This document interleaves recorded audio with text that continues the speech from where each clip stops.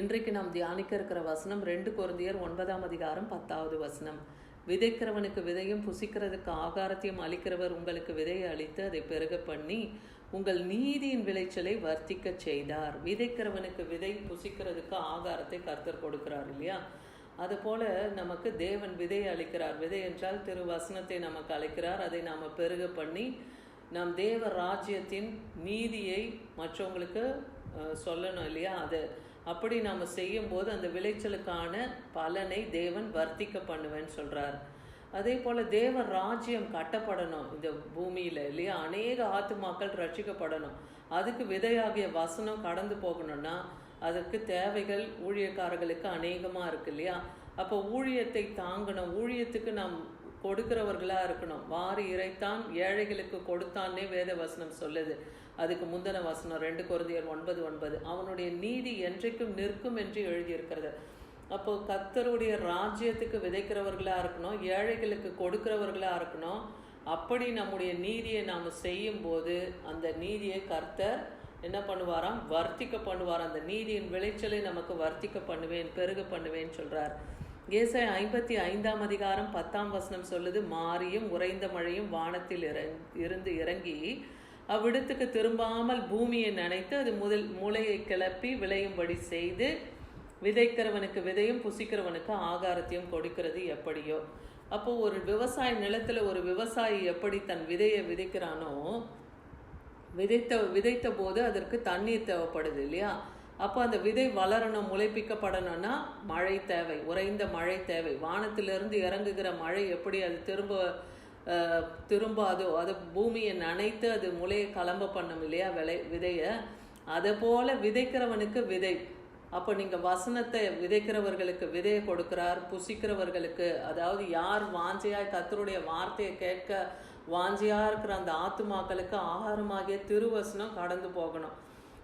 அதான் சொல்கிறாரு, அப்படியே என் வாயிலிருந்து புறப்படுகிற வசனமும் இருக்கும். எப்படி உறைந்த மழை நிலத்தில் விதையை நினைக்குதோ அதை போல் கர்த்தருடைய வாயிலிருந்து பிறக்கிற ஒவ்வொரு வார்த்தையும் அந்த வசனமானது வெறுமையாய் அவரிடத்தில் திரும்பாமல் அது தான் விரும்புகிறதை செய்து அதை அனுப்பின காரியத்தை அதை வாய்க்கும்படியாக செய்யும். கர்த்தருடைய வார்த்தை ஒன்றும் வெறுமையாக திரும்பாது. அது அவர் என்ன நினைக்கிறாரோ அந்த காரியத்தை இந்த பூமியில் செய்து முடிக்கும். 2 கொரிந்தியர் 9:6 சொல்லுது, பின்னும் நான் சொல்லுகிறது என்னவெனில் சிறுக விதைக்கிறவன் சிறுக அறுப்பான், பெருக விதைக்கிறவன் பெருக அறுப்பான்.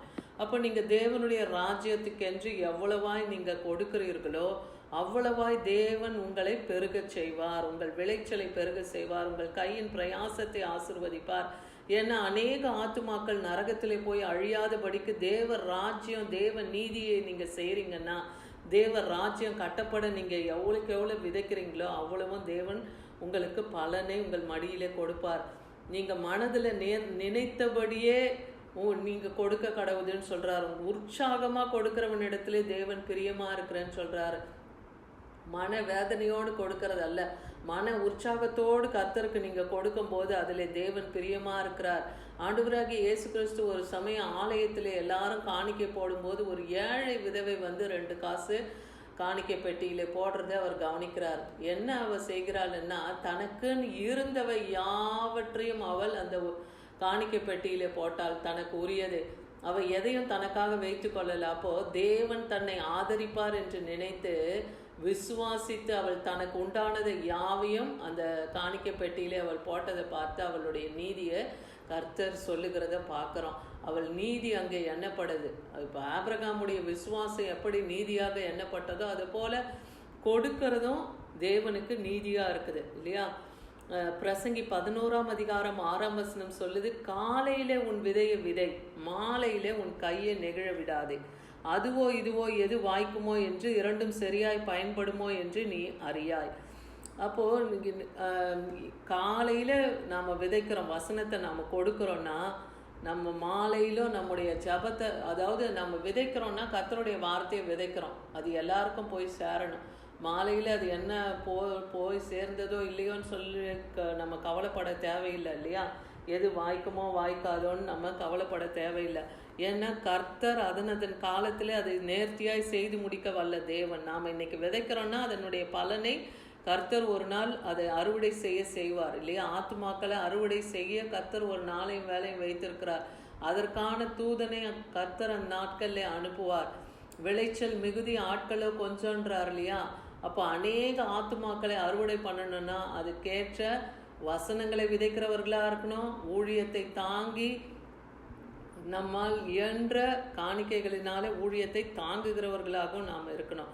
பிலிப்பியர் 4:17 சொல்லுது, உபகாரத்தை நான் நாடாமல் உங்கள் கண்களுக்கு பலன் பெருகும்படியே நாடுகிறேன்னு சொல்றார். பிலிப்பு பட்டணத்துக்கு பவுல் அப்போஸ்தலன் எழுதுகிற நிருபத்தில் சொல்றார், உபகாரத்தை நான் நாடாமல், மற்றவர்களுடைய உதவியை நான் நாடாமல் உங்கள் கண்களுக்கு பலன் பெருகும்படி நாடுகிறேன். அப்போ மற்றவர்கள் நன்மையை காணணும், நன்மையை சுதந்திரிக்கணும், மற்றவர்கள் வர்த்திக்க பண்ணப்படணும். அதை தான் நான் முதலாவது நினைக்கிறேன்னு சொல்றார். அதனால நான் உங்களிடத்துலேருந்து எந்த உபகாரத்தையும் நாடலை, நீங்கள் பலன் பெறவே நான் விரும்புகிறேன்னே சொல்றார். நீதிமொழிகள் 11:18 சொல்லுது, துன்மார்க்கன் விருதா வேலை செய்கிறான், நீதியை விதைக்கிறவனோ அதிக பலனை பெறுவான் இல்லையா?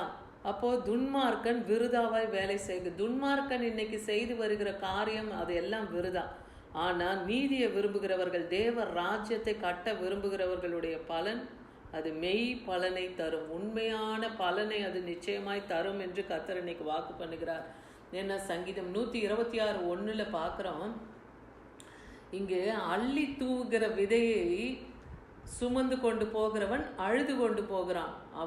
அவன் அறுத்த அரிகளை அவன் சுமந்து கொண்டு வரும்போது கம்பீரத்தோடு வருகிறான். இன்னைக்கு நாம் விதைக்கிறோம் வசனத்தை, ஒரு நாள் அது பலனை நாம் காணும்போது அது நமக்கு கம்பீர சந்தோஷத்தையும் மகிழ்ச்சியும் நமக்கு கொடுக்கும் இல்லையா? தேவ ராஜ்யத்துக்கு என்று ஆத்துமாக்களை நாம் ஈடேற வைக்கிறோம். அப்போ அதை போல அள்ளி தூங்குற விதை, எப்படி ஒரு விவசாயி தன் விதை மூட்டைகளை சுமந்து கொண்டு போய் அதை தூவுறான், இதுக்கு பலன் வருமோ வராதோன்ட்டு அவன் கண்ணீரோடு அதை விதைக்கிறான். ஒரு நாள் அது பலனை கொடுக்கும்போது அந்த அரிக்கட்டுகளை அவன் சுமந்து சந்தோஷத்தோடு வருகிறது போல தேவ ராஜ்யத்துக்கு இன்னைக்கு நீங்கள் விதைங்க, கர்த்தர் உங்களுக்கு அதற்கான பலனை பெருக பண்ணுவார். எபேசியர் 5:9 சொல்லுது, ஆவியின் கனி சகல நற்குணத்திலும் நீதியிலும் உண்மையிலும் விளங்கும்.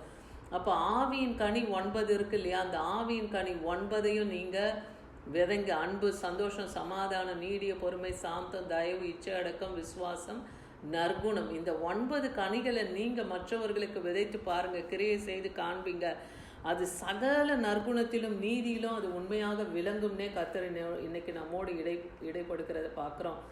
அதே போல் 1 தெசலோனிக்கர் 4:12 சொல்கிறார், அமைதல் உள்ளவர்களாய் இருக்கும்படி நாடவும், உங்கள் சொந்த அலுவல்களை பார்க்கவும், உங்கள் சொந்த காரியங்களிலே வேலை செய்ய வேண்டும் என்று உங்களுக்கு புத்தி கைகளிலே வேலை செய்ய வேண்டும் என்று உங்களுக்கு புத்தி சொல்லுகிறேன். அப்போ அவனவனுக்கு தேவன் இந்த உலகத்திலே கொடுத்திருக்கிற வேலைகளிலே உண்மையும் உத்தமமாய் இருந்து அதை அவங்களுடைய கையின் பிரயாசத்துக்கு ஏற்றபடி அந்த வேலையிலே உண்மை உத்தமமாய் செயல்பட்டால் அது அவனுக்கு நீதியாக எண்ணப்படும் இல்லையா? அதற்கேற்ற பலனையும் கர்த்தர் தருவார். அவன் விதைக்கிறான், அவனுக்கு புசிக்கிறதுக்கு கர்த்தர் ஆகாரம், அவனுக்கான வருமானம், அவனுக்கான பலன்களை கர்த்தர் கொடுப்பார். இன்னைக்கு அதுதான் நமக்கு கற்றுக் கொடுக்கிறார். விதைக்கிறவனுக்கு விதையும் புசிக்கிறதுக்கு ஆகாரத்தையும் அவர் அளிக்கிறார்.